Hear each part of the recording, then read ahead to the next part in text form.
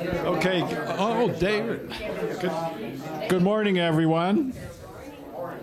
Well, nice to see you all here, and nice to see us sitting here enjoying coffee and conversation again, without all masked up totally. So anyway, thank you, and this is our 203rd Coffee and Conversation, and we're so honored, as always, to have Flint Whitlock with us. And Flint is one of our board members. And I see we have several other people in the audience. David Barrett, for example, who's been a previous Coffee and Conversation presenter. I saw Tom Does here, and I'm sure we have some others. So again, thank you for coming. As you know, today is the 5th of June, and the 6th of June is a very famous day. That is well worth us at least taking a brief time period to think about the importance of that and how it shaped all our lives and the world as it is today. Just before we get started, I'd like to highlight our next Coffee and Conversation. That's the week after, well, actually, we have two more. Yeah, this is kind of messed up because this is a special talk. Our next Coffee and Conversation is next week, next Saturday. And Nellie Peller is, Nellie, raise your hand, is one of our two speakers. Yeah. But Nellie was an A-6 pilot during the Vietnam War. Well, bomber navigator. Okay, that's close enough. You're still working. We're in the cockpit. Yeah, in the cockpit together. And I'll tell you, those were some amazing stories, what these guys ended up going through and supporting the Marines. And those are the Air Force who support us in the Army during that period. We also, well, actually, we have another gentleman, Bear Owen, who also was an A-6 pilot. So this is going to be a twosome. So that'll be quite interesting. Then the 26th, which is, I guess, that weekend after that, we have a different kind of talk as well.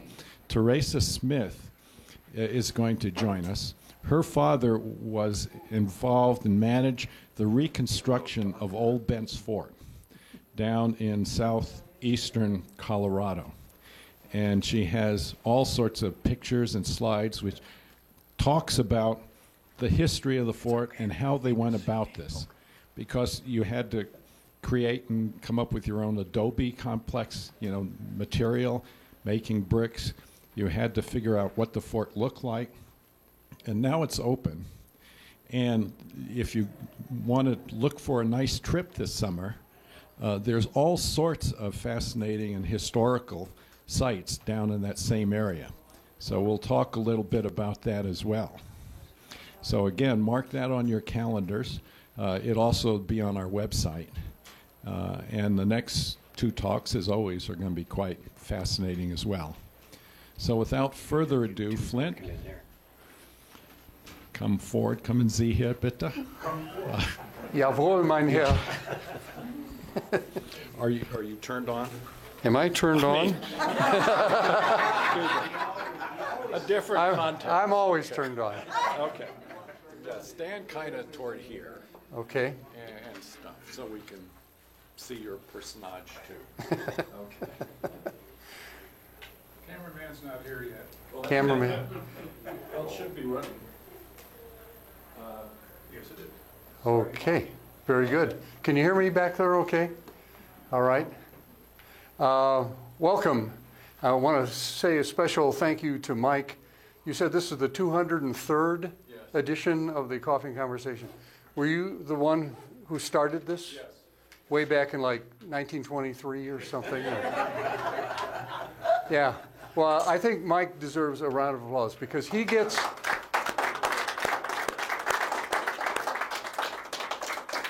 Mike contacts speakers, or sometimes speakers come to Mike and say, can I do a presentation? And he puts together the little handouts that you have here, arranges to have the talks videotaped and put on YouTube and streamed and on the website. And I don't know where, you can probably pick it up on Mars if you've got the right HDMI cable to do that. But he does a wonderful job for the museum. He's a past president, and I understand he's going to be rejoining our board of directors. So that's a wonderful thing. Couldn't do it without you, Mike. Thank you. Hi, I'm Flint Whitlock. I'm a board member here, and I'm also a full-time military historian and author. 2 books that I have written that pertain to today's show. The Fighting First. This was, I think, my 3rd or 4th book that I wrote. And then this is about the airborne and glider operations on D-Day, called If Chaos Reigns, which comes from a quote from British Brigadier General James Hill. He said, "Gentlemen, do not be daunted if chaos reigns. It undoubtedly will." And that's pretty much the whole story of D-Day, was a mass of chaotic episodes that took place in June of 1944. So we'll get started with this. I'll give you a little background on me, first of all. I was born May 6, 1942. That was the day Corregidor fell to the Japanese, which is probably how I got involved in World War II history, even at a young age. My dad was in the 10th Mountain Division in World War II. I grew up in a suburb of Chicago called Calumet City. This is my senior picture from the University of Illinois yearbook. Graduated in '64. Is that Champaign? Yes, it is. Champaign-Urbana. Have a degree in graphic design. I was always kind of conflicted. Do I want to do history or do I want to do graphic design? I thought maybe there'd be more jobs available in graphic design. I got my commission through Army ROTC in 1964, and then I went on active duty. I took a regular Army commission, and I was on active duty from 1965 until 1970. My first assignment was a Nike Hercules battery in Baumholder, West Germany. I had a little hot Alfa Romeo sports car at that time. I got my parachutist badge at Fort Benning, Georgia. And I was TDY for a while with the 7th Army soccer team that was based out of Stuttgart, Germany. Tough duty. Well, I was a goalkeeper. They were shooting at me all the time. And then in '67, I had a branch transfer to quartermaster because I thought, well, you know, Even tougher duty.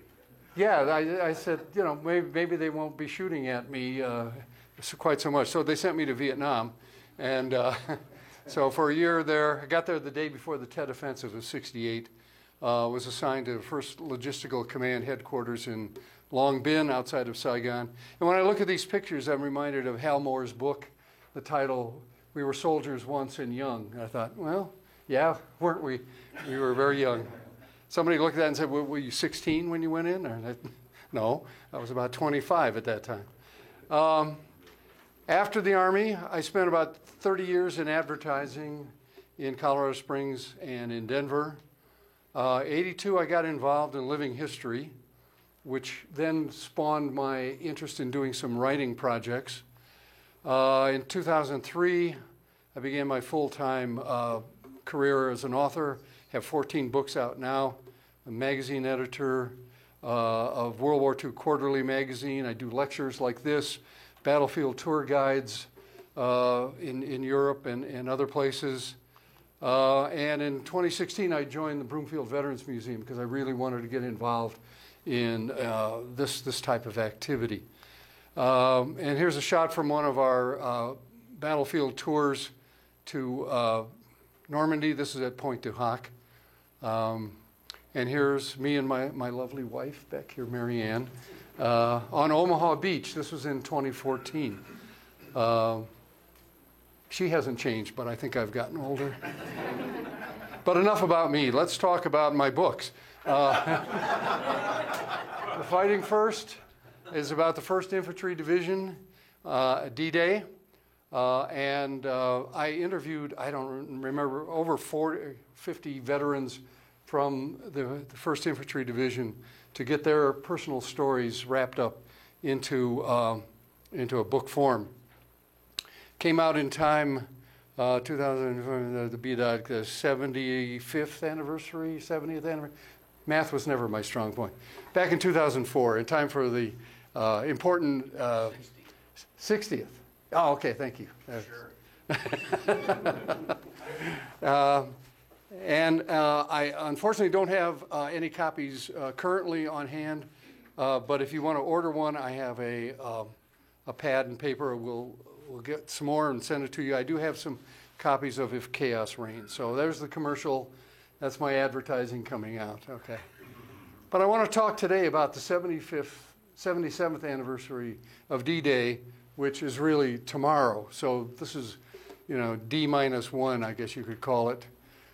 And the first question that people have was D-Day really necessary? And I answer that by putting it in a historical context, that in 1933, Hitler becomes the Chancellor of Germany and basically the dictator of Germany. And he avows he wants to avenge the defeat of Germany in the Great War, and he's going to conquer the world to do it. He builds up the German army in contravention to the Versailles Treaty, builds up the Navy, the Air Force, and then he starts taking over pieces of Europe, the Rhineland between Germany and France.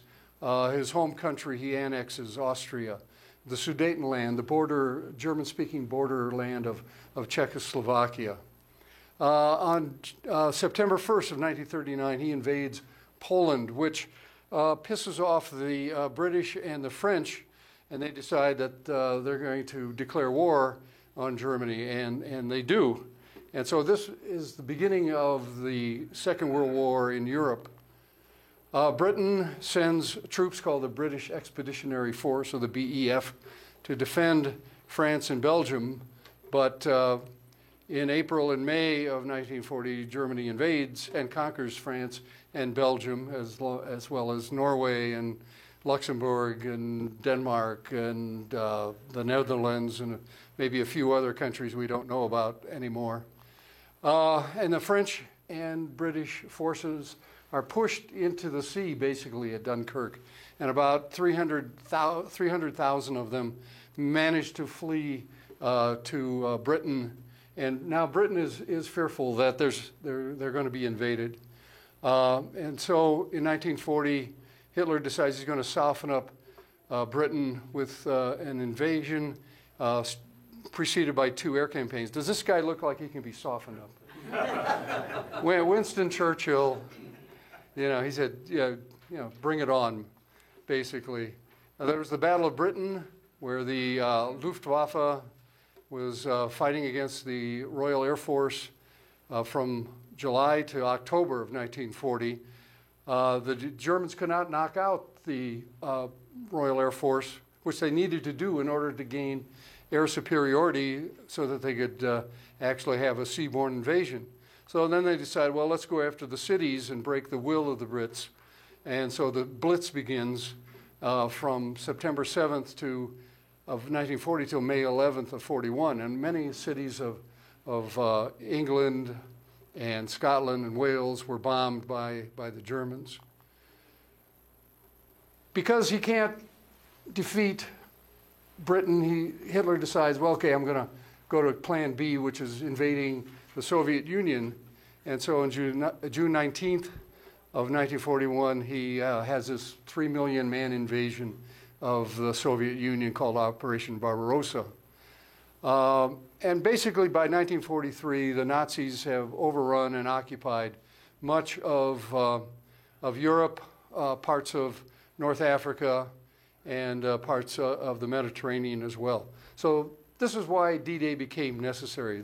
The fate of civilization was really at stake, that Hitler and the Nazis were trying to free or cleanse Europe of the Jewish population and other groups that they regarded as being not worthy of life. Which is everybody. Which is basically everybody else, yeah. At this time, America is still officially neutral. We're selling goods to the Brits and to the Russians through the Lend-Lease program, but we haven't decided we wanted to put any boots on the ground. And so you have these people demonstrating Hitler has not attacked us. Why attack Hitler?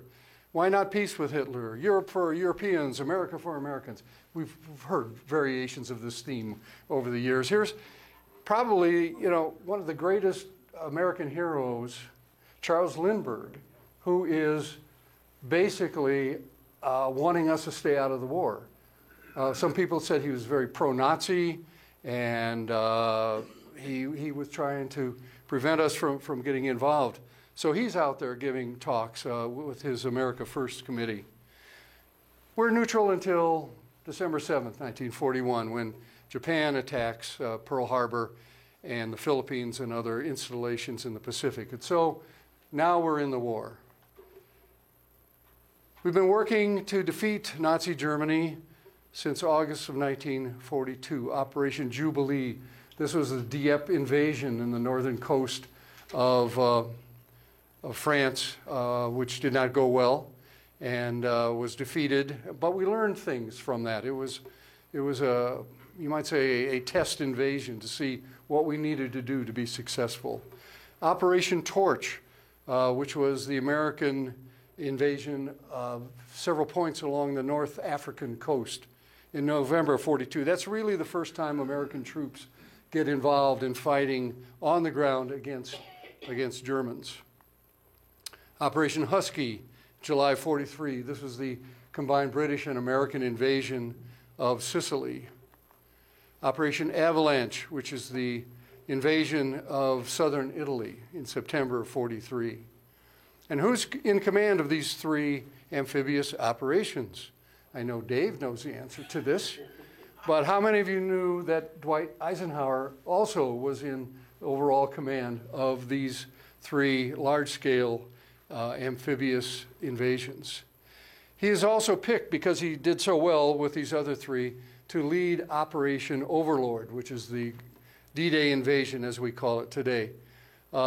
This is the brain trust at SHAEF, the Supreme Headquarters Allied Expeditionary Force, and we have Eisenhower there in the middle. And these are the guys who are going to plan and execute the actual invasion. The strategy was to land a large amphibious ground force supported by strong naval and air forces on a hostile shore as the opening phase of a massive invasion that will ultimately liberate the European continent. There are many facets to D-Day. It was a tremendous operation. It took over 2 years of planning and other things that were necessary to actually have it come off as well as it did. The first decision they had to make was, where are we going to invade? The most obvious choice is this 20-mile stretch between Dover and Calais in northern France, called the Strait of Dover, sometimes called, the Strait of Dover.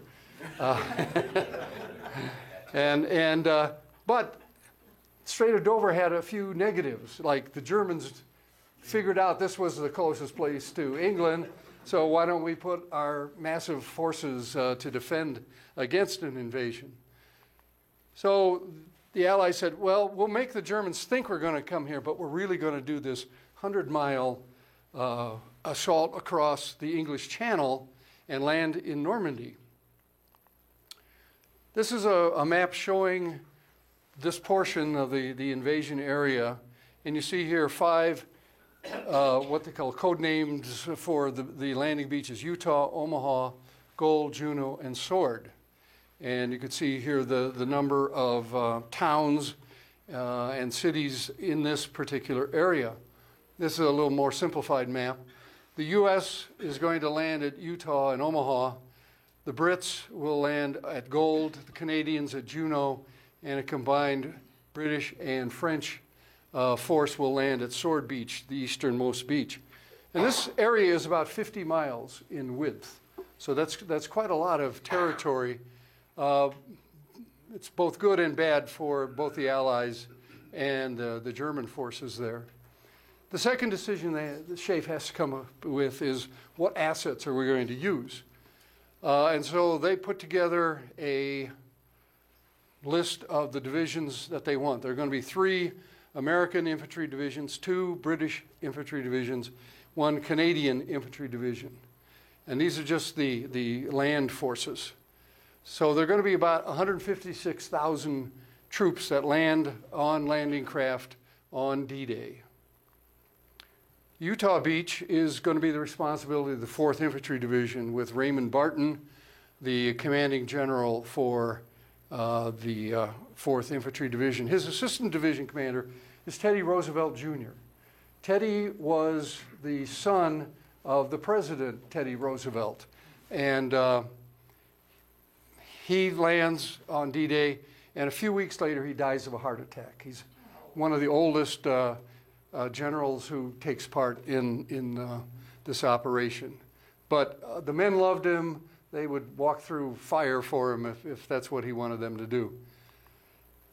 At Omaha Beach, we had 2 divisions. One is going to be the 1st Infantry Division, hence the book, The Fighting First, led by Clarence Hubner. Now, it's kind of an interesting story of how Hubner gets to be the commanding general of this. He joins the 1st Infantry Division as an enlisted man in World War I. So he starts out as a private. He works his way up through the ranks over the next 20 years to become the 2-star general and the commander of the 1st Infantry Division. Terry Allen had been the division commander in North Africa and Sicily, and his assistant division commander then was Teddy Roosevelt Jr. Well, Omar Bradley has a hard time getting along with Allen and Roosevelt, not because they're tough to deal with, but because they're too nice. Their troops love them. And so Bradley feels that the discipline within the 1st Infantry Division is pretty slack. And after the Sicily campaign, Hubner is put into the position. And the men hated Hubner initially. They were so used to this easygoing Allen-Roosevelt duo that they couldn't quite, figure out, well, what is it? This guy's another Patton. He's yelling at us all the time. He's making us work too hard. We want to go home. We won the Battle of Sicily. It's time for us to rotate back to the States. But Hubner is the one, and the men eventually say he was the best thing that ever happened to the division. The other part of Omaha Beach, there's going to be another division that comes in called the 29th Infantry Division. They'd never been in combat before, just like the 4th Division had never been in combat. 1st Infantry Division is the only experienced division that goes in on D-Day. And Charles Gerhardt is the commander of that. And so they're going to, kind of share this large space on the beachhead called Omaha. Now, there are also going to be airborne infantry. There are going to be 2 airborne divisions from the U.S. There's going to be 1 British airborne division that drops in the hours before the invasion is landed. Approximately 23,400 men who are going to be part of this airborne operation. The 82nd Airborne, headed by General Matthew Ridgway, and the 101st Airborne, headed by Maxwell Taylor. So the total of invasion force, with the people coming in by ship and those dropping out of the sky, is almost 180,000 men. They also have almost 7,000 ships that are a part of this invasion, and about 7,000 planes and gliders. Here's one of the British Spitfires being painted in what they call invasion stripes. The reason why these 3 stripes were painted on the Allied planes just prior to D-Day was because during the Sicily operation, there was an airborne component to that as well. But the gunners on the ships saw these planes coming over. They thought they were German planes. They started shooting them down. We lost hundreds of paratroopers because of friendly fire. And so they said, we've got to have some recognition device on our plane. So a couple of days, very shortly before D-Day, they instructed all the Allied planes to have 3 stripes on their wings and fuselages. And so that was the reason why you see that. As a former logistics officer, I'm very partial to touting the need for a smooth running logistical service, because You get over to enemy territory, you got to have supplies. You got to have bullets, ammunition, food, medical equipment, trucks, tanks, gasoline, all that stuff that is not very sexy, but it's essential. And so here you see from January of 42, they started building up in Britain huge stores of equipment and supplies. 17 million tons of cargo is sent over. Everything from general supplies to 800,000 pints of blood plasma, 125 million maps, prefabricated harbors made in the UK, and a replacement rail network. They will also bring in what they call Pluto pipeline under the ocean, which will bring petroleum products in a huge pipeline underneath the English Channel to ports in France. You can see here anti-aircraft guns just stacked up as far as the eye will see. Jeeps, thousands of them. Trucks, off into the distance. All of the farm fields in southern England were used as a supply dump, and you can see that they were very good about getting all of their ducks in a row. Churchill had this idea of, what if since we figured that the ports are going to be destroyed by the time we land, the Germans are going to blow all that stuff up, we're going to have to get supplies over there somehow, and we're going to have to build an artificial port or two. And so they create what they call mulberries, which are these hollow concrete structures that are then towed across the English Channel after the beachheads have been secured. And then these become part of the breakwater and the landing docks that the supply ships will be bringing over.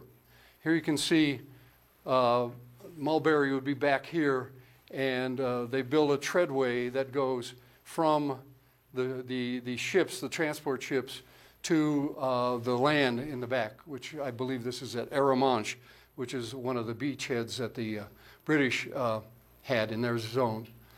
They also said, we're going to need some tricks. We're going to need some specialized vehicles. So this gentleman, Major General Percy Hobart, who's a British general, very creative guy, he came up with an idea. Well, maybe we can make some tanks swim. So he's got some ideas for amphibious tanks that have this canvas skirt around them, and they're able to float and drive into shore. He has other devices. This is a tank that beats the ground with chains that explodes landmines. He's got others that lay down a roadway. He's got others that are flame-throwing tanks. So Hobart is quite the inventive genius. Churchill, one of his famous quotes is, "The truth is so important that it must be guarded by a bodyguard of lies." And so the Allies come up with this deception and disinformation plan. Operation Fortitude South was a ruse to get the Germans to think that we were actually going to attack in Norway. There was Operation Double Cross, where we captured all of the German spies in England and turned them so that they were feeding the Germans misinformation that we wanted them to believe. The first U.S. Army group, FUSAG, was a fictitious organization built around Patton. Patton had been kind of dismissed after slapping incidents in Sicily. But the Germans regarded him as our best commander. And so they bought the idea that there was another army being formed in Britain and that Patton would lead it. There was a 23rd Headquarters Special Troops called the Ghost Army. These guys are kind of cool because they created these inflatable dummy objects such as tanks, trucks that were made out of rubber, boats in rivers and coastline of southern England, dummy airplanes that look like the real thing from above when the Germans would be sending reconnaissance flights over. Dummy communications, they created this whole fictitious army camp in southeast England near Dover, and they had dummy radio traffic so that the the Germans on the other side of the Pas de Calais could hear it, and it sounded, just like a real army camp would have. In the movie The Longest Day, you may recall these dummy parachutists being dropped behind the lines, and the general, and they're all talking about these Gummipuppen. Was ist Gummipuppen? Which really, translates to rubber dummies or rubber puppets. So this is what Hollywood made them look like. This is what the real thing looked like. These are the you drop them at night, and it looks just the same. Those are the real Puppen. The French resistance. Attacking with straw soldiers. That's right. Yeah, they were just canvas stuffed with straw. But they looked, at night like they could be the real thing. The French resistance was called upon to spy on the Germans and to sabotage rail lines very shortly before the actual invasion began. We had intelligence at Bletchley Park, north of London. They had a code-breaking operation that was going great guns. This gentleman here, Alan Turing, was this brilliant guy who basically invented computers, because this is what he came up with. Not just this one thing. There's a whole room about the size of our museum that was filled with these things. And when they're all running at the same time, you had to have earplugs on because they were so noisy. But I guess you could call Alan Turing the father of the computer age. In intelligence, you want to gather a lot of information. For example, who are the leaders on the other side? Erwin Rommel was head of Army Group B, which had the responsibility of the Normandy invasion area. His boss was Gerd von Rundstedt, head of the entire German army in France. You want to know what enemy units are there. You want to know how many of them there are. What are their capabilities? Are they mobile units? Are they tank units? Are they artillery units? Are they static units? What can you expect them to do in the event of an invasion? And you want to know, obviously, where they're located. You also want to gather through intelligence, what does the enemy know and suspect? That was where Bletchley Park really came into focus, because now they knew what the Germans, if they were buying all of these deception ideas and believing those were real, or if they didn't. And you want to know what the enemy has done to prepare for the invasion. Well, they had some pretty good-sized defenses there in the Pas de Calais. And in fact, the green line here shows what's called Hitler's Atlantic Wall, from northern Norway all the way down to the border with Sweden, Denmark, Netherlands, Belgium, France, and down to the border with Spain. This area was all fortified. This is the Normandy area. The red mark here is the landings that will take place. But you can see how the Germans are scattered all along the coastline. Some great Chinese general once said, or maybe it was a German general, he who tries to defend everywhere defends nowhere. Sun Tzu. And so this really shows it, because you're so spread out, you don't have any defense in depth. They didn't know where we were going to land, so they had to try and defend everything. A gentleman by the name of Fritz Todt was in charge of Nazi Germany's major construction projects. He's the guy who built the Autobahns. His organization was in charge of building the Atlantic Wall and all the fortifications here. Here you can see a bunker being readied for concrete. The Germans impressed French civilians, and even some concentration camp prisoners to help build these fortifications. Here's Rommel on an inspection tour of the Atlantic Wall, and he and his entourage there. These logs were set up so that in case landing craft came in, the Germans had a pretty good idea what the Americans were going to do based on their previous experience in Sicily and Italy. So they created these ramps that the landing craft might run up on, and then on the top of each one would be a landmine, which would then explode. These objects look like something you find in a game of jacks called tetrahedron. Thousands of them all along the coastline. This item here is called a Belgian gate. It also was used to stop landing craft that would be mined as well. The Germans also figured, well, they might try some parachute or glider landings behind the beachheads, so let's flood the fields that are back there to make that a little more difficult for them. These poles that were put in called Rommelspargel or Rommel's asparagus, thousands of those were planted in the fields in case gliders came in and they'd be torn apart by these poles. So Rommel was really thinking hard about, I've got limited resources, how am I going to maximize my defensive opportunities here? And so all of these things he and his men came up with. And of course, there were 850,000 German troops that were stationed along the Atlantic Wall and 80,000 of them in Normandy, again, spread out. They had mobile tank divisions available. And meanwhile, back in England, the Americans and the British are getting ready for the big day, doing training, physical conditioning, getting their bodies ready for this, some live fire exercises where they used real ammunition to condition the troops to this is what you're going to experience.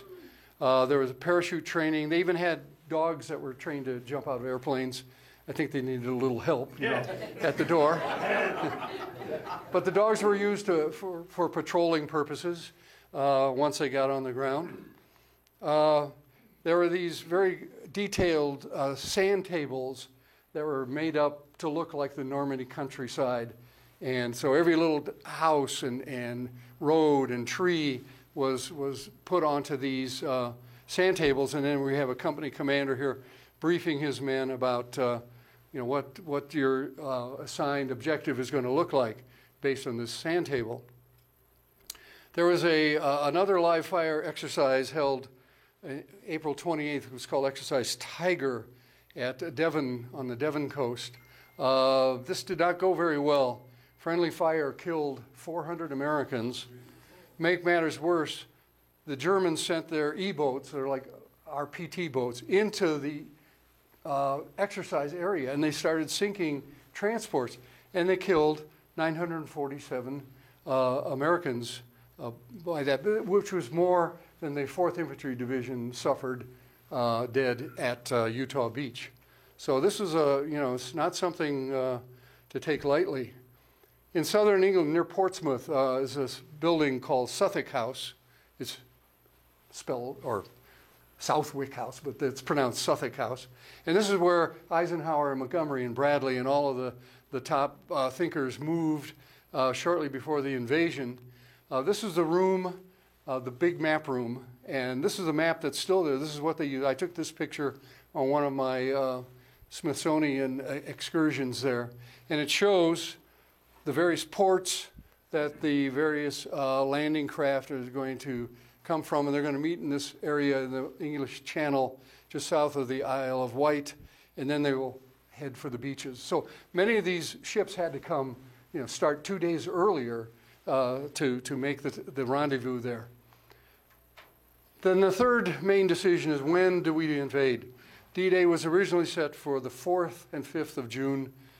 Here we see troops marching to the ports, getting on board the transports. I love this guy. He's got a great smile. Yeah. Watch out, Hitler, here we come. And this gives you an idea of what one of the ports looked like prior to D-Day. Here are the bombers and tow planes with the invasion stripes. But then John Stagg, the RAF group chaplain, who was the chief meteorologist of SHAEF, came in and said, not so fast, boys. We got a big storm moving in.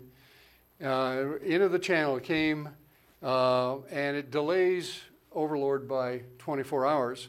Stagg said, after the storm, you'll have a brief period of fair weather. Well, this the storm really worked to our advantage. I mean, we had to delay the invasion for a day, but it allowed it allowed the Germans to say, hey, they're not going to invade with the weather this bad. So a lot of the commanders of the German units were gone, and they really were caught by surprise when it actually happened. So finally, Eisenhower says, well, we're going to go on the morning of June 6th. Here we see a priest blessing some of the landing parties just prior to shoving off. Eisenhower pays a visit to one of the airfields to wish some of the paratroopers good luck. The paratroopers, they were the initial force that went in. They came around the west side of the Cherbourg Peninsula and then headed east. This is where they were supposed to drop. The 101st Airborne was supposed to be just southeast of Saint-Mary-Glisse, and the 82nd was supposed to be just to the west of Saint-Mary-Glisse. 23,400 men start jumping out of airplanes in the middle of the night. They're scattered all over the place. Just, you know, if you had 3 guys from the same unit who landed within 50 yards of each other, that was a good drop. So these guys are just all over the place, which also served to confuse the Germans. It made it seem like our parachute drops were more extensive than they actually were. And they're looking around, and we got these gummy pooping dropping, and there's some guys who came in with big record players and loudspeakers, and they had battle sounds on the record, so it made it sound like there was a battle going on. The Germans would go over here where the noise is, when in fact we're trying to take the village that's over here. Unfortunately, because of the flooded fields, many of the paratroopers lost their lives in the water. The British were a bit more successful. This was a landing place called Pegasus Bridge. It got the name after the battle. Pegasus was the shoulder sleeve patch of the British Airborne. And so the bridge that they took was called Pegasus Bridge. It came in 3 gliders here. There were 3 more gliders over here at another bridge about half a mile away. This is the bridge. This is the Café Gondry. The pilots brought the ships in, the gliders in very close. You can see here 1 or 2 gliders in the bridge after it was captured. This was an operation run by Major John Howard. And we see a painting here of the landing as well. This is what it looks like today. There's a bridge. It's actually a replacement bridge. The original is in the museum. This is the Café Gondry that became a medical aid post during the fight. The Germans tried to come back and take the bridge, but they were held off. The movie The Longest Day. How many have seen The Longest Day? How many have seen it more than 100 times? This is the actual bridge, and here's Lord Lovett and his commandos moving across the bridge. Interestingly enough, the guy who played Major Howard in the movie, Richard Todd, actually was a paratrooper on D-Day for the British. And he was one of those who came to relieve the guys who had taken the bridge. So you had an actual real person playing another actual real person. The other operation with gliders that didn't go quite as well was the Merville Battery. And you can see here in these circles there are four gun emplacements. The British came in to that one. Terence Otway was the leader of that. And as well as Pegasus Bridge went so smoothly, the Merville Battery was just, everything went wrong. It was just a mess. Over half the force never showed up here. They got lost in the woods or dropped, miles and miles away. And Otway had to go in there and take out all of these bunkers with a very small force, and he actually accomplished it. I wish somebody would make a movie about what happened there. It's just as heroic as what happened at Pegasus Bridge. The British and airborne and glider troops had approximately 700 who were killed or wounded on D-Day trying to accomplish their missions. But out of chaos came victory over there on the eastern side of the invasion area. Saint-Mère-Église, a different story. This is where the American 82nd came in. They were misdropped. Many of them were dropped right into the town itself, which was in the midst of fighting a fire that had was burning down here. You can see a water brigade here, people passing the buckets from the pump that's here, trying to put out the fire. And all of a sudden, you know, these planes are coming over and guys are being dropped into town. It's very well represented in The Longest Day. These are some scenes from the movie. The Germans were out there because they wanted to make sure the crowd fighting the fire didn't do anything stupid. And all of a sudden there's these parachutists coming down in their midst and they're shooting them back and forth. You may remember red buttons hanging up on the tower. Even today, they have a dummy and a parachute hanging from the tower at the church. This is what John Steele really looked like. The guy Red Buttons was portraying. I think Red Button was about 50 years old when he did that. John was about 21. And here, as you can see, they still have the dummy hanging from the church steeple. But in actuality, he was hanging on the other side for tourist reasons, because there's a big plaza over here. They hang him over here, but he actually ended up on that side of the. So next time you go to Saint-Mère-Église, you can point out, well, he wasn't really over there. And so the airborne troops, mainly within a couple of days, take all of their objectives. There are two types of glider that was used during this operation. One was a CG-4A Waco, which is American-made, and I have a chapter in here talking about all of the crazy stuff that went on trying to get gliders to work. I mean, they had Steinway Piano Company making gliders. And, the British built a Horsa, which is a larger glider, and both of them could carry a jeep and some men in them. The Waco could carry about 14 men, including the pilot and co-pilot. This is an interesting story, and I go into detail in If Chaos Reigns.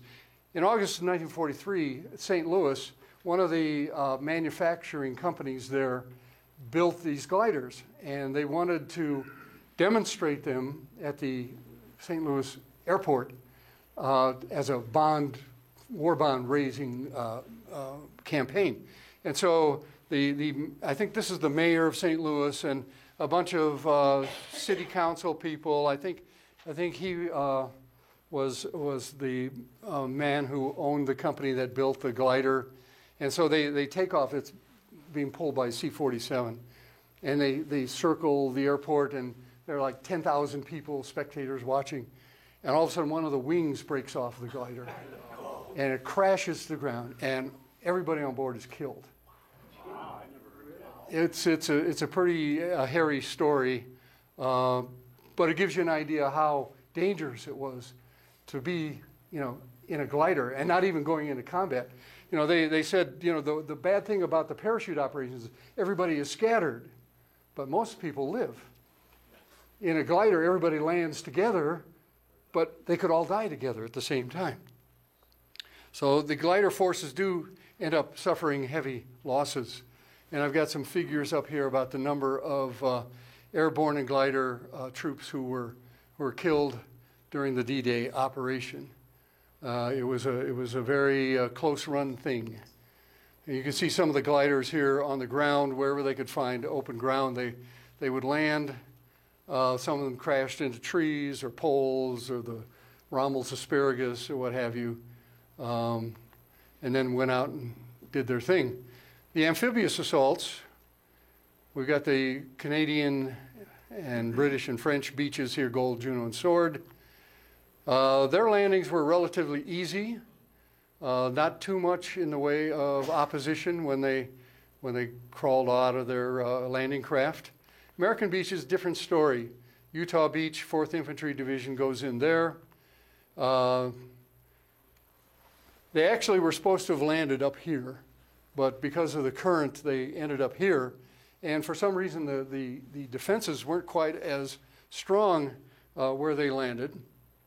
And so they were able to quickly move in and establish their beachhead. Gentleman from Broomfield, we show him in the exhibit upstairs, Robert Radzitsky. He was a Navy corpsman, and so he would be taking care of casualties at Utah Beach. An interesting thing that I like this picture here because this is a bunker. It's painted up by the Germans to look like a house, so that anybody in the on a ship can look in and say, oh, it's just a house, but it's actually a bunker. And this was after it was taken. These are the life belts that the soldiers wore around their waist when they were wading in. A Jeep coming down the road here, and it's still here at the same place today. It's now the Cafe Roosevelt, and it's probably the most popular restaurant anywhere in the Utah Beach area. And this area down here, this is the Gap, and this is where all the invading troops came up this road. But it's a really wonderful place. They turned the bunker into a museum. The interior of the restaurant is also very historically interesting. There are a number of batteries in the Utah Beach area. The Krisbeck battery at Saint Marcouf had some big bunkers and large caliber guns. Another battery there, this is kind of interesting, only about 10, 12 years ago did they discover this battery. It had been covered over after the war was over, and people kind of forgot about it. And this Englishman bought up the land, and he discovered that there was this battery, and so he has had it excavated and has now turned that into a museum and tourist site. The western side, we've got the Americans landing there. This is Pointe du Hoc. Utah Beach is to the west. Omaha Beach is to the east. Pointe du Hoc is a very interesting area because it is a point, and they've got a view of the English Channel there, and a lot of big caliber guns that were there that posed a great danger for the fleet. You can see the pockmarks in the ground from heavy bombing raids that took place over Pointe du Hoc. Pockmarks are still there. Yeah. This is an observation bunker here, and it had almost 360-degree view of the surrounding area. 2nd Ranger Battalion was tasked to take this out. Colonel James Rudder was the commander of that. And there weren't any cameramen there, so I've got some illustrations here of what it probably looked like. This is a scene from The Longest Day where the guys are climbing up ropes. This is about a 100-foot tall cliff here. The Germans are on top throwing grenades down and firing at them. This is a ladder that they borrowed from the London Fire Brigade to go up. Another illustration, what happens at the top. Pretty good representation. But when the Rangers get up there, they find out that the bunkers are all empty, that the guns have been taken out. And if you remember, there's the one Ranger in the movie, The Longest Day, who says, "You mean we came up all this way for nothing?"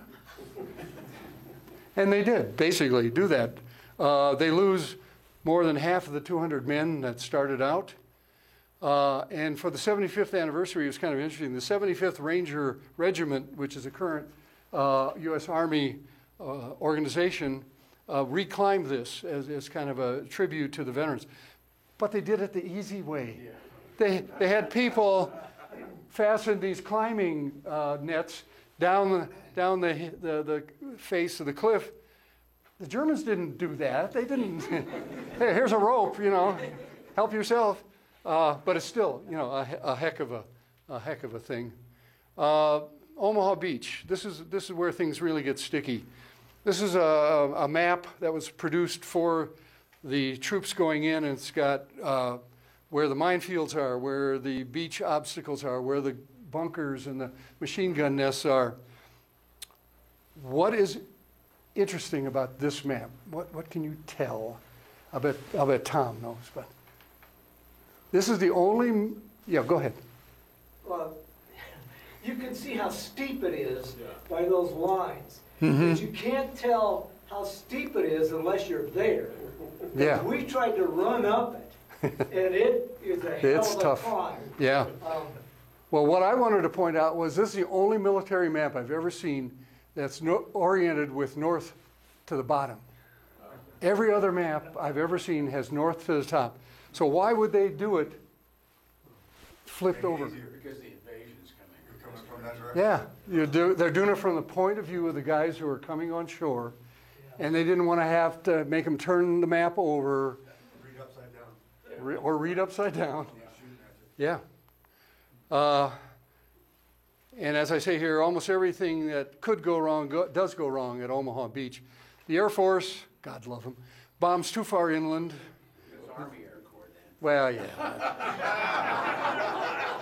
Must be an old Air Some, They like So- to change the name when things don't go their way. and the Navy, God love them, they shoot over the beachhead and kill a lot of cows, but, you know, no German gunners. That was the Army Navy. Yeah. The amphibious tanks that Percy Hobart developed, they fail. At Omaha Beach, 27 of 29 of them sink. Some of them are still there with their crews inside. The current, which was very strong that day, carried the landing craft away from their assigned beaches. Here's a map showing some of the companies that were trying to come in are getting washed way to the east. We've got guys from the 29th Division landing in the area that was scheduled to be taken by the 1st Division. We've got these guys, I Company of the 16th Regiment, they end up in the British sector. The current is so strong. So people get out of their landing craft, and none of the landmarks that they've been, you know, schooled on, have studied on those sand tables, are anywhere visible. So they have to improvise. Another intelligence failure that happened was there was an entire German division that they didn't know about that was actually there, that had been moved in a week or two earlier. So they got more opposition to the landing. And so basically they're heading into hell. Some people who were involved in this, some of you may know the actor Charles Durning. He was in the 1st Infantry Division, landed at Omaha Beach. He's fighting at the Battle of the Bulge and taken prisoner. He escapes, and he fortunately just missed being caught up in the Malmedy massacre. Goes on to a distinguished movie career. One of the landing craft, looks like it's been hit by some form of munition coming in, burning. The troops are kind of plastered against the side, trying to keep away from whatever's burning. A gentleman from Broomfield, Will Staub, was one of those who was involved in driving one of these landing craft. The assault waves begin to pile up on the beach, and they're cut to pieces because there's no cover or concealment for them. The German gunners have not been touched by the Air Force or the Navy, and the guys are wading in just into fire, trying to find any cover they can behind the tetrahedron. 2 slides back, you can see the image of the high ground that overlooked it. Yeah, Let's look at that. yeah, that gives you a good idea of the bluffs there at Omaha Beach. Bob Hilbert, who is from Denver, went to Regis College. He was with the 1st Infantry Division, and we talk about him in the museum as well. Scene from The Longest Day, pretty accurate in terms of what it looked like on June the 6th. Scene from Saving Private Ryan with the German machine guns on the high ground. That gives you an idea what happened when the ramps came down and the gunfire just began to decimate the troops within the landing craft. An illustration, the 1st Infantry Division coming ashore from Private Ryan, sheer chaos. Robert Capa was a photographer, he was a professional photographer, was not in the military, but he was assigned to cover the invasion, and he goes ashore with the first wave of troops. He shot, 4, 5, 6 rolls of film. They were sent back to London to be developed, and the lab technician ruined all but, I think there were 12 images that weren't ruined out of that. Who knows what other images Robert Capa would have captured. Here are some soldiers being dragged out of the water after trying to get ashore. Just a nightmare. And the leaders, the captains and lieutenants and sergeants were killed. The men are left basically leaderless on the beach. What do we do? Bradley is so worried about what's happening is that he decides, well, we're going to have to bring in landing craft and take survivors back off the beach. Maybe we'll go land at Utah Beach or go down to one of the British beaches. But the Navy comes through, the Army Navy comes through, and the destroyers move in close. They begin blasting the German positions. In some cases, they said scraping their hulls on the sand beneath the water. And they really saved the day. George Taylor from the 1st Infantry Division, he was in command of, I think, the 16th Infantry Regiment. They have, the longest day gets it kind of wrong because they don't have George Taylor in there, but he's the one who says, there are only two kinds of men on this beach, those who are dead and those who are going to die. Let's get the hell out of here. That was Robert Mitchum who says that in the movie. But you can see, you know, from this movie still that it was a pretty dramatic thing. And somehow through sheer bravery and sacrifice, American troops begin to overcome opposition. Private Ryan, they have kind of a small bluff here, but I guess for movie purposes it was good enough. This gentleman I interviewed for The Fighting First, named Harley Reynolds, he claims that he was the first soldier off of Omaha Beach, that at least first one to make it to the top. He was following some other people up through paths off of the beach, and there were just dead bodies all around him of his comrades, but he said he's the one who made it to the top. There's another gentleman that I interviewed for the book, Walter Ehlers. This is Walter on the left, his mom, and Walter's brother Roland. They were both attacking Omaha Beach on June the 6th. Walter goes up, he gets into the hedgerow country, he's fighting like crazy. He asked somebody from Roland's unit, have you seen my brother? And they said, yeah, he's dead. And so his brother was killed coming into shore that day. Walter ends up earning the Medal of Honor because of what he did a day or two after the landings. And he told me when I was interviewing him, he said, you know, the Medal of Honor is really the heaviest medal you can get. And he said, I don't mean, you know, if you put it on a scale, it weighs more than the others. It's a weight of responsibility.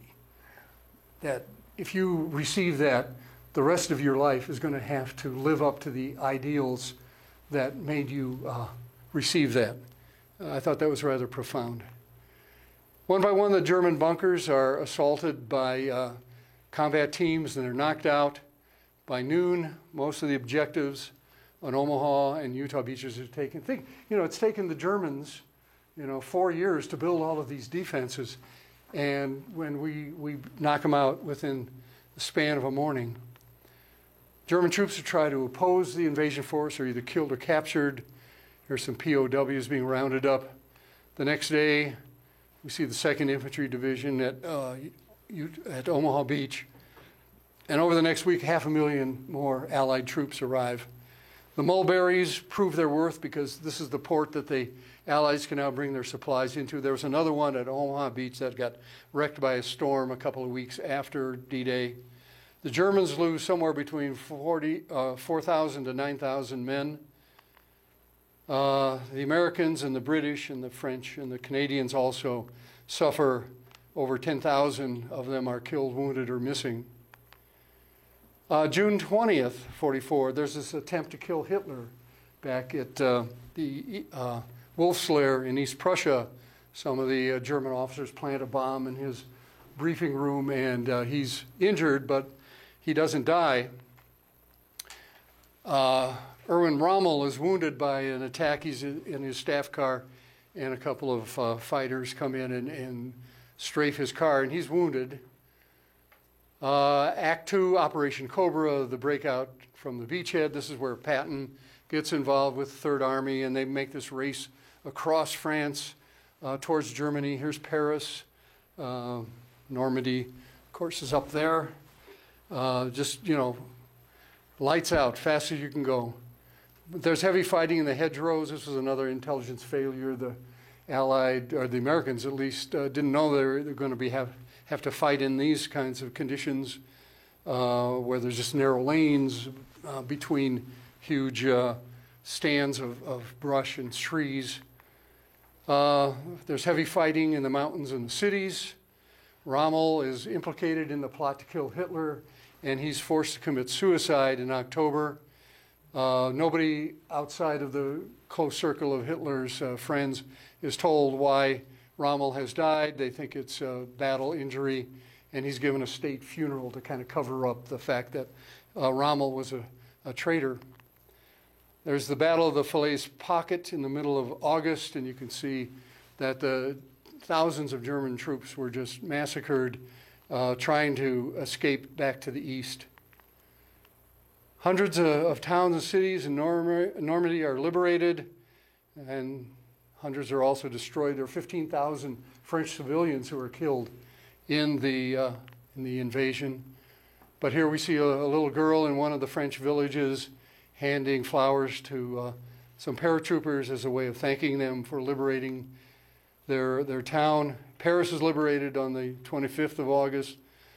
The operation continues to the east. 11 more months of fighting after D-Day. May 8th, there's the end of the war in Europe. Celebrations around the world. And sometimes people who haven't been there, how many people have been to Normandy? Just about almost everybody here. Sometimes people say, well, what's there to see now? Is it worth going over? This is at Omaha Beach. There's this monument there and the flags of the various nations who participated at the Lafayette Bridge, where the 82nd Division held out for several days against counterattacks. There's a statue. It says Iron Mike, but it's representing all the American airborne troops. At Lons-sur-Mer, the German bunkers are still there with their guns. It's a very popular tourist spot. One of the bunkers at Pointe du Hoc that took a little damage from the aerial bombing. Here's that observation post on the tip of Pointe du Hoc. Some bunkers at the Vierville exit from Omaha Beach. Some of the craters at Pointe du Hoc. Good representation of what that's like. In Cannes, there's what they call the Peace Museum, but it's all filled with war stuff. Go figure. They had this big 40-foot high statue of the sailor in Times Square kissing the nurse.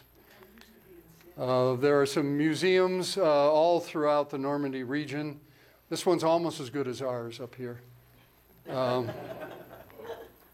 There was a company that got the contract to salvage the equipment that was lost off of the beaches, and they had so much stuff that they decided to open a museum. It's called the Museum of the Underwater Wrecks. Has anybody been to that one? It's very close to the American Cemetery there. These are the remnants of the Mulberry Harbor at Arromanches. There's some modern sculpture now at Omaha Beach. At Utah Beach, they've got a landing craft with some troops coming off of it. The 1st Division has a memorial atop a German bunker there. I think the greatest memorials at Normandy are the cemeteries. Here's a British veteran of the fighting in the British cemetery at Bayeux. There's a German war cemetery there as well, a place called Le Combe. And many of the graves here have 3 or 4 German soldiers buried in each grave. Many of them are marked unknown. This is the American Cemetery. These are the bluffs. This is Omaha Beach down here. That little point of land out at the end there, that's Pointe du Hoc. Here's a shot of the sculpture at the Omaha Beach Cemetery. There are over 9,000 Americans buried there. They're not all casualties from D-Day or Normandy, but they were brought in from other parts of Europe, and through the permission of their families, are resting there forever. There's also an inscription there that says, "Look how many of them there were. Look how young they were. They died for your freedom. Hold back your tears and be silent." There's also in the chapel an inscription, which I particularly like. "Think not only upon their passing, remember also the glory of their spirit." Let's always remember those who sacrificed everything so that we might live in freedom. Thank you.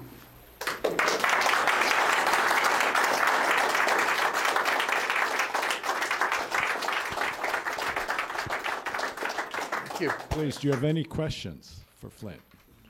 I want to know, do you give him a challenge coin every time he speaks? Well, that's why I'm not giving I've them had to this give time. back my challenge coins, Colonel. Bill? You know, you talk about the 9,300 that are buried in the American cemetery. Keep in mind that after the war, if they could find your body and the family requested, they would reinterm you. My brother's in Chicago. He died in Europe. And so there's 9,300 there, but there's many, many that if they could find your body, they'd bring you home. Right, right. When we were there, they told us that really only about 20 to 25% of the Americans who fell during what they refer to the Normandy campaign, which goes all the way to Paris, are actually buried there. The rest have been reinterred back in the United States. And then there's a large monument where they couldn't identify the guys as part of the Omaha Cemetery. And I want to say it's around 1,100 men represented in that monument. So altogether, I think it's over 10, isn't it? Well, yeah. We'll go with your figure. And again, not everyone killed there ended up, the fighting in France during the early days ended up there. A good friend of a classmate of my father-in-law's was killed in the fighting toward Cherbourg. He ended up in a cemetery in Belgium. So they're all, yes. Yeah, there are a lot of American cemeteries scattered all through Europe and Italy, North Africa. Mitch?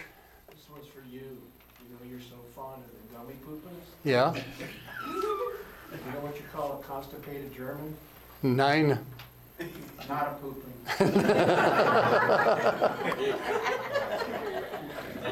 Thank you. You did mention that the French participated with the British off of Sword. You know, I never heard numbers for that. You know how many of that were French, or was it? Well, it was a commando unit. Okay. I'm going to say somewhere around 200, 250 men. Okay. They're represented in The Longest Day also. Philippe, I can't think of it. He has a German last name. Yeah. Tom? Can I just make one comment? You showed Rudder, Earl Rudder there. James. Yeah, he went on to be the president of Texas A&M. And I know that because my son went to Texas A&M, and they have an organization there called Rudder's Rangers, and it's still there. And he was really, and he got wounded. He got shot in the leg, and he stayed up there for like 3 days with just a tourniquet on his leg. Yeah. So that guy had plenty of brave, I'll tell you. That's right. That's right. Yeah, we got a statue on campus. Well, I went to A&M too, so. Yeah, good. I have a two-part question. First one is, before Overlord, when they would use D-Day, H-hour, what does the D-Day stand for? D-Day stands for day. Just the day? Well, because sometimes the D was the day of the start of an operation. And sometimes the day changed, like, it was supposed to be the 4th and 5th and became the 5th and 6th. And so you don't want to have any lapse that allows the enemy or unauthorized persons to know what you're planning. So if you say, yeah, we're going to invade Normandy on June the 6th, well, you've given the ball game away. But if you say, D-Day, is coming up, And they also have what they call H hour, in the hour that the invasion or the operation begins. So So my second question then, thank you for that, is do they still use D-Day, or is that forever known now as Yeah, Overlord? it's any assigned day which a named operation to begin. And they still use H-hour. yeah, so over the years, just this one, Operation Overlord, which also had other names, Neptune, Operation Neptune, has come to be known only as D-Day. But there were hundreds of D-Days throughout World War II. One thing I'd just like to add, for those of you who visited Normandy and also southern France, there's a world of difference between how the sacrifice of the Allies is recognized. When we're traveling through Normandy, almost every little town had a monument to something. In some cases, it's the remnants of an engine, which was part of a P-51 that was shot down, or commemoration to a bomber or to a unit was going through there. But almost literally every town we drove through and looked, you'd see something. You go to southern France, maybe down along the coast area, we would see a monument here or there to things. But you drive inland anywhere, it's nothing. It's as if World War II never really happened. The 7th Army, the forgotten army. Yes. Just to kind of, Flint, thank you so much. His talks are fabulous. I can vouch to his books are fabulous as well. I just finished one. I think you're a co-author in the Pacific War, The submarines. yeah. And that was fantastic. Oh, thank you. So I strongly commend you to look and enjoy reading these. I think, David, didn't you recently finish a book on the end of World War II in the Pacific? I did. And maybe we can get you back to talk about that. Yeah, he's working on one about destroyers at D-Day. Oh, Normandy. well, perfect. Flynn only touched on it briefly, and see, that's the problem. Yeah. The Army wants all the credit. Yeah. Well, I'm partial to destroyers as well, because my father commanded one in the Solomon Islands in the Pacific, and was involved in some of the major battles there. So I have great respect for what they went through. But I have a couple things just to end here. I was very remiss not to recognize Bill Markle. Bill, raise your hand there for everyone. Bill was one of our original founding kind of fathers, original board, who worked so hard to make this museum possible. Wow. Yeah. And Jean, his lovely wife, with them as well. And Bill would always come to our talks and everything and stayed engaged. So thank you, Bill. They'll come to the donuts. We all come for the donuts. A couple other things just wanted to highlight. It made me think. Early on, Flint mentioned what was going on in the U.S., leading up to World War II. And it was a very tumultuous time. And there's an excellent book that I remembered reading, Those Angry Days, Roosevelt, Lindbergh, and the Fight About World War II. And there was a group then called America First, sound familiar, which basically was Lindbergh's group, which very much did everything they could to keep us out of the war and not support the British. But that's a fascinating book if you're interested in all the history of what was going on in the U.S., leading up to the Japanese attack on us. We have, besides Flint's books, we have a whole grouping of books out here in the hallway who are looking for a new home. So please kind of browse through that. I'm sure you're going to find something that really just reaches out to you and says, take me home. So please do.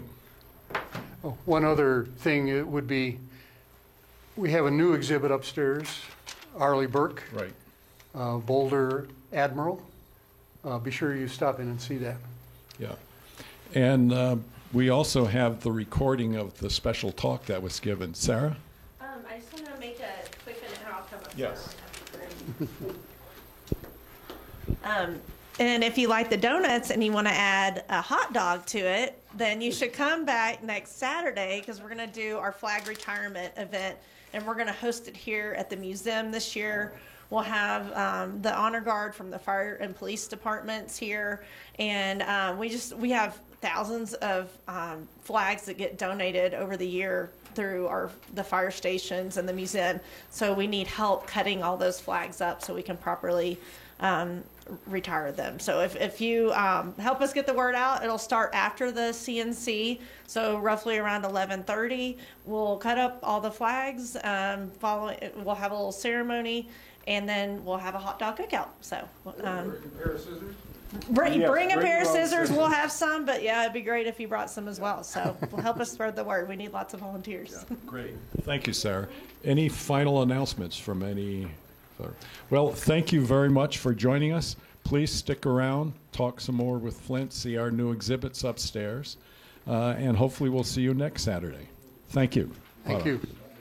Great talk. Thank you.